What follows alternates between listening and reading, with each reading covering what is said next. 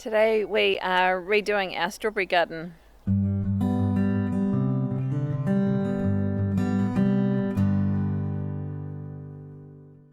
G'day there, I'm Dana from Piwakaka Valley Homestead, and today on this fine foggy, gross but not cold day we are going to be ripping out my old strawberry garden, and we're going to be putting some terraces in and filling it up with the animal bedding that the others are going to be pulling out of the animal sheds.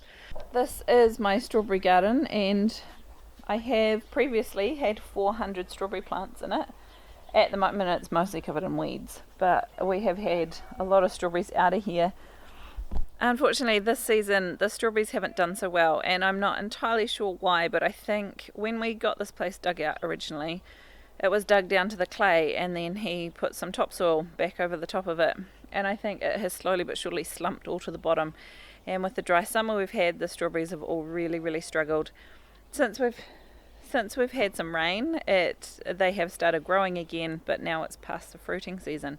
So in previous years we have been able to pull bucket loads of strawberries out of here, but in the last 2 years it's been really quite pathetic. So we're going to pull all of these out. You can see down here the strawberry plant itself is really struggling, and the weeds have just come through the weed mat. The holes in the weed mat are too big for the strawberries, and the strawberries themselves have done really badly, so there's quite a few holes like these ones that don't even have strawberries in them anymore. So we're going to pull them all out, and then we're going to store them in just a few flexi tubs for the next wee while. Hopefully it'll only be a day or two, but strawberries are amazingly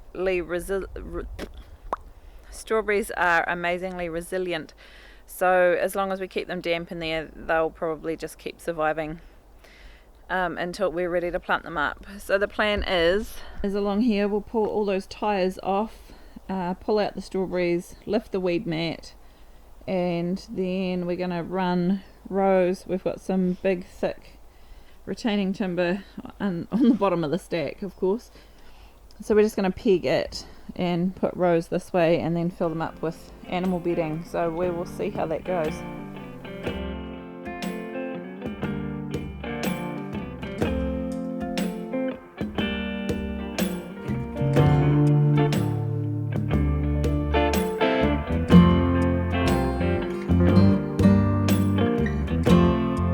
Now they've taken all the sticks and bricks and tyres off the weed mat, which we have there to hold it down for when it's really windy here. Now we need to go through and pick out the strawberry plants that do exist amongst the weeds, and we're putting them into these bins over here to store them until we're ready to replant them. Yeah. So I've got my helpers out here today.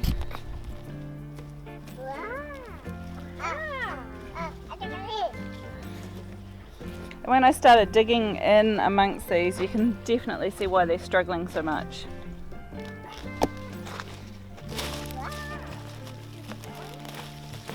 If you go in behind them, well, for one thing, it's good to notice that each of these piles of strawberries we are going to divide up into many strawberries. So even though a lot of the strawberry plants that we had haven't survived, we're going to be fine. We'll be able to pull out a lot from the ones we've already got.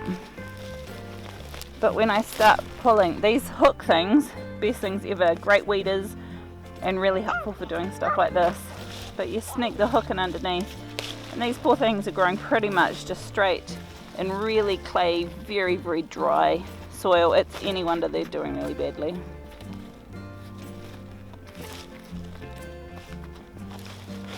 So we're just pulling these all out, which they're really shallow rooted, so they pull out really easily. And each plant only needs a few roots on them to start a whole new plant. So like even this one here, I'll be able to split it into two, because that tiny little branch there with those new roots, that'll be enough.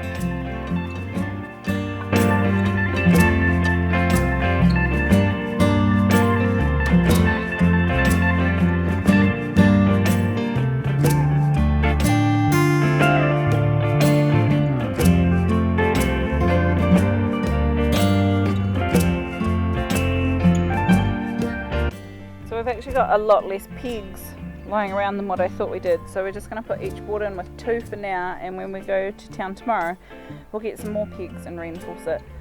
Each of these boards are just 2 inch by 8 inch I think, and they're just retaining boards, and so we're going to put these along and then backfill it all with garden bits and pieces, mostly bedding out of the animal sheds.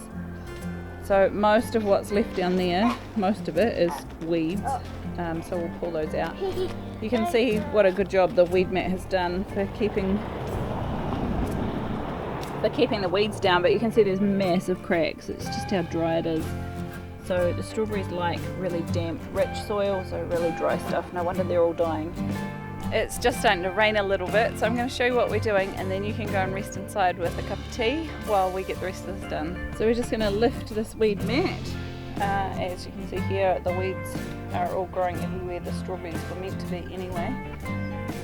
And we're rolling it up, and then we're going to put these boards up the top.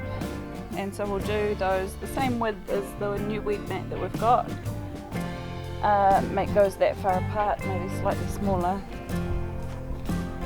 And then we're unloading all the animal bedding into here, and we'll spread that out. And I'll let you see what we've got once we've got this done. Previously I've always held quite a disdain, I suppose is the word, for weed matting. I don't like the idea of covering the ground in plastic, and I don't like the idea that it's usually just once, use it once.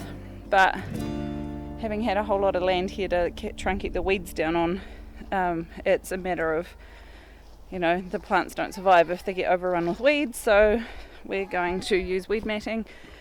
And hopefully we've got the UV stabilised stuff, so hopefully it'll last a good few years.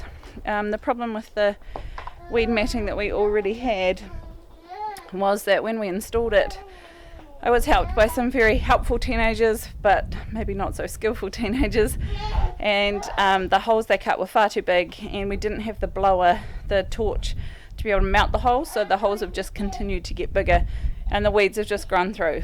So we've now got the extension for the gas tank that we need to be able to poke our own melted holes in, and I'm going to make them significantly smaller, so hopefully the weeds won't grow through. So lesson learned, and we can only but move on and change the things we're doing. I hope you enjoyed your cup of tea inside while it was raining. We have got a whole lot of work done out here while you've been busy sitting on your bottom. Over here you can see we have filled this bed up with some manure and bedding out of the animal sheds. So we've used the flame weeder to burn little holes where we want the plants to go. And then while I had the weed mat lying out where I wanted it, I got a little bit of compost and sprinkled it through each of the holes so that I could see where the plants were going to go. I flicked the weed matting back again and put a big handful of potting mix in there, because this bedding out of the chicken house is really, really dry, and it's going to take a long time for that to soak up enough water for these plants to grow in. So I've put a big handful of potting mix in underneath each of them, and then I've gone through and put them all in. You can see here Talia's busy flattening out the next layer. This stuff's out the goat shed and it's a lot wetter, and we're going to plant the strawberries straight into this. It's quite, except for the straw you can see off the top, the rest of it's quite well composted. We do deep bedding for the goats, and so this is the stuff off the bottom. It stinks, but it's quite well composted, and I think the strawberries will do just fine straight into that. So we're going to roll out the weed matting, burn some holes and put some strawberries in. This end here is still some of the chicken bedding that's still really dry, so I think I've only got a little bit of potting mix left. So I'll do what I did on the other garden with it along here. So I'll do what I did with the other garden bed along this little segment, and I'll put the potting mix through the holes so that we can plant straight into that.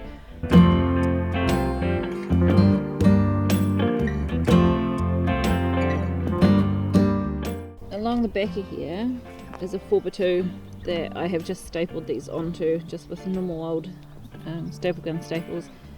And up through the middle of this we will poke some weed mat staples just to help hold it down. Or alternatively, I haven't decided yet, I might use some of those tyres that we did have to weight it down, because when the wind whips through here it's so strong it just gets in under this and rips it up. So we might probably add some tyres as well just to weight it down. Now you do have to be careful using one of these, especially on dry bedding or even on the plastic. The plastic has ignited a couple times on me and I have had to just stomp on it to put the flames out. This is a little flame weeder that attaches to a propane gas tank that I just got from the hardware store. And it's got a little igniter button on it, which is quite helpful because it does blow out a couple times. And mostly I'm trying to make holes that are about the size of the ender here. So ideally you get the metal hot and then you just melt it through the plastic. It's not always how it works, but that's my idea. And I haven't got lines on here. This is actually the weed mat on the picture, is not the weed mat that they gave me. So the weed mat on the picture had the nice lines up through the middle where you could tell where you were going to put stuff. But unfortunately that's not the stuff they've given us. Luckily for me, strawberries don't mind too much how far apart you plant them. So I'm aiming to do 2 rows staggered, and they're about between 1/2 metre and 60 centimetres apart, give or take. So roughly between 1 and 2 feet apart. 1.5 maybe, between 1.5 and 2 feet apart. And I am just literally going along and poking holes because it doesn't matter because they're strawberries.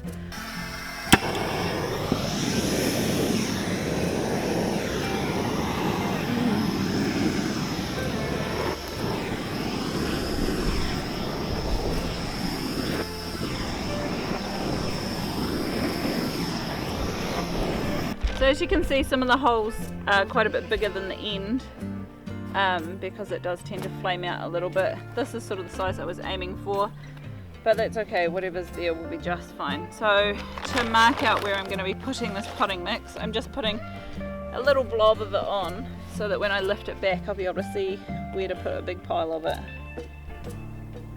Yeah. You good?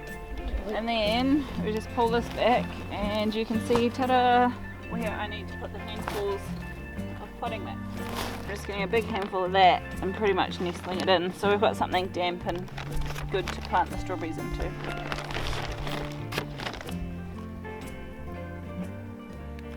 If we had more money and were so inclined, we would go and get probably a couple of trailer loads of actual compost and put a whole big 4-inch layer on top of here of some compost, but 1, that'll be expensive, and 2, I don't think the strawberries really need it. This bedding, as soon as it gets wet, will break down quite quickly. So hopefully by next growing season we'll have some decent dirt in here for them to be eating. For now they pretty much go dormant over the winter. And then we just need to pull this back down, and then we know that our pile of potting mix is exactly the same place as our holes, and we can go along and secure the weed mat to the other side, and then we can put the strawberries in. You might be wondering why I'm using staples rather than using the proper weed mat pegs. We do have the weed mat pegs, but I have found every single place that you put a weed mat peg you end up with weeds. So I'm trying to minimise the amount of holes that I poke in my weed matting, and because we've got the boards there, we've deliberately spaced them out enough that this weed mat should go along and up ever so slightly. So I should be able to attach it hopefully to the boards rather than poking holes in it. We'll see how that goes. Now to plant some of these strawberries, all I'm doing is pulling them apart. Some of them, you'll see they kind of set up a whole lot of new ones. Just kind of prying them apart so I get one little plant, and I'm pulling off the dead bits. And if any are sending out suckers or sending out flowers, I'm pulling those off as well, minimizing how many leaves there are, and then just literally poking a hole and sticking it in the ground and then firming the soil around it. That's all it takes. And then I will come back and probably either put some tires or some pegs, I'm not sure which yet, on them, and then give them a bit of a water to get them settled in, and then that's them done. So we ended up getting rained out eventually, and so we haven't managed to get much more done on this, but I'll be able to show you what we have done. It's been 6 days and these strawberries are still doing perfectly fine sitting in that flexi tub. I just keep spraying them down every couple of days with a little bit of water. We've managed to get 2 rows done, and I'm hoping that this weekend I'll get the next row done. So then I'll have this row and the bottom row left.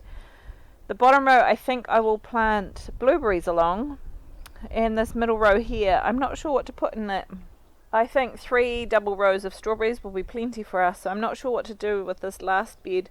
If you've got any ideas of what to grow in there, please leave them in the comments below. I've got a whole lot of Chilean guavas planted up in the food forest, so not those. If you've got any ideas for any kind of fruit producing bush that can go in that row, that would be great. I hope you found this video useful. If you have, hit the like button. Consider subscribing to our channel. We bring you videos twice a week on growing and preserving your own food. I'll see you in the next one.